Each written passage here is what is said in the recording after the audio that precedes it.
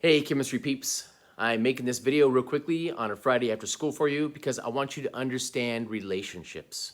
Actually, relationships in science, like friendship and love.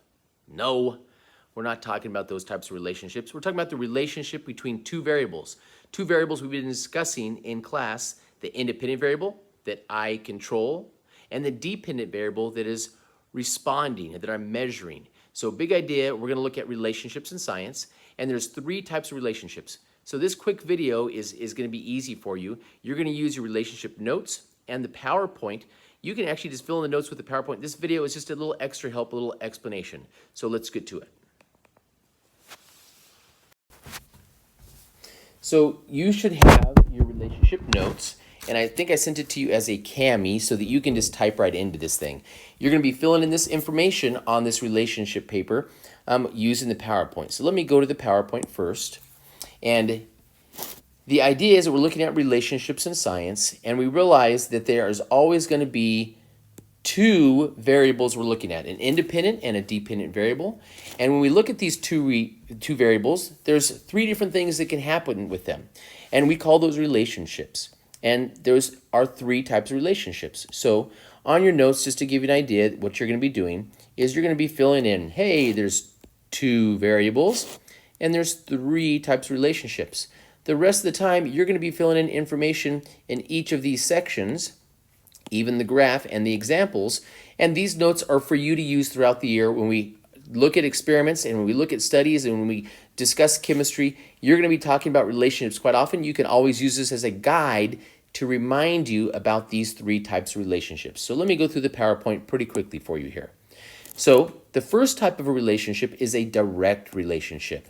And direct relationships mean that as one of our variables increases, then the other increases. Or as one variable decreases, the other decreases. For example, sunlight. Sunlight and plant growth. If we increase the amount of sunlight, then plant growth will increase. Or if we decrease the amount of sunlight, then plant growth will decrease. Obviously, that's only partly true because there's other factors like the light, the type of plant, the water, the type of plant. All those also have an effect. But big idea, direct relationship, they go in the same direction. As one increases, the other decreases. They're in the same direction. A graph of a direct relationship looks like this. One variable increasing, the other variable increasing. Or one variable decreasing, the other variable decreasing. Notice they go exactly in the same direction. So increase in sunlight, increase in plant growth, or decrease in sunlight, decrease in plant growth. Three examples. Choose one of these examples and write it down, or you can come up with your own example that we've discussed before, but you're going to write down one of these examples. An increase in the amount of quality homework turned in leads to an increase in your grade. Obviously, we can say the opposite of that too. We can say that a decrease in the amount of quality homework turned in leads to a decrease in your grade. Those statements are still the same. It's a direct relationship. If you decrease your exposure to the sun, that's going to lead to a decrease in skin cancer rates. Again, we could write the other words in there. We could write an increase. Sorry, let me get rid of that. An increase in sun exposure could lead to an increase in skin cancer rates. The 3-hole bottle demo, remember, if I increase the number of holes that were uncovered when the bottle was vertical, if I increase the number of holes that were uncovered, that increase led to an increase in water flow. All right, simple example. Next is an indirect or inverse relationship. Those two words mean the same thing. This means the two variables do the opposite of each other. As one increases, the other decreases. Or as one decreases, the other increases. A simple example would be something that we hope will occur soon, is that we hope that we get a COVID-19 vaccine.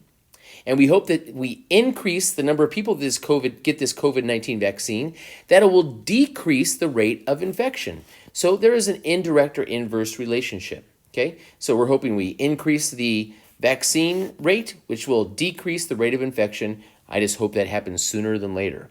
Next, the relationship, when we graph it, looks the following way. A indirect relationship means that one variable is going to be increasing and the other will be decreasing. Okay, so in our case of the COVID thing, increase vaccine, decrease in infection rate. Examples. If we go higher up in the mountains, we increase our altitude, we go higher up, we climb higher and higher up.